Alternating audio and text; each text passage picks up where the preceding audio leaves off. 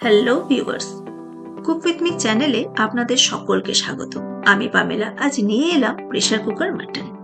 সচরাচর আমরা মাটন কড়াইতেই রান্না করাটা বেশি পছন্দ করি, কিন্তু প্রেসার কুকার মাটনে রান্না হয় অতুলনীয়। না বানিয়ে খেলে বোঝাই যাবে না। প্রথমেই নিয়ে নেব 6টা মাঝারি সাইজের স্লাইস করা পেঁয়াজ, 2টো গোটা রসুন ও ছোট রসুন, আদা লঙ্কা গ্রাইন্ড করা, হাফ কেজি মাটন। গুঁড়ো মশলা নিয়ে নেব 1 চা চামচ ধনে গুঁড়ো, 1 চা চামচ জিরে গুঁড়ো, 1 চা চামচ হলুদ গুঁড়ো, 1 চা চামচ রেড চিলি পাউডার, 1.5 চা চামচ কাশ্মীরি মির্চ, 1 চা চামচ গরম মশলা ও 1 চা চামচ মিট মশলা। এবার গোটা মশলায় নিয়ে নেব 2টো দারচিনি, 4টে এলাচ ও 3টে লবঙ্গ।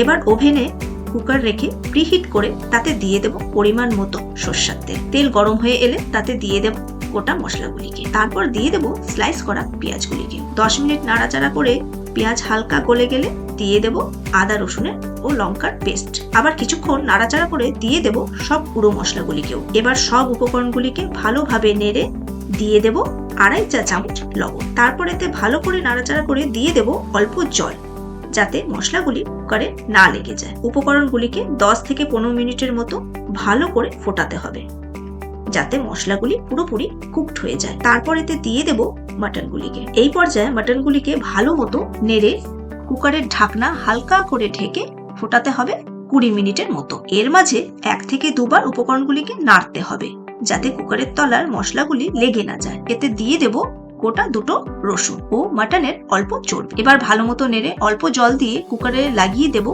ও মিডিয়াম ফ্লেমে 3টে সিটি দিয়ে দেব। এবার কুকারের স্টিম শেষ হলে ঢাকনা খুলে মাটন পরিবেশন করে নেব। হয়ে গেল আমাদের প্রেসার কুকার মাটন একদম রেডি।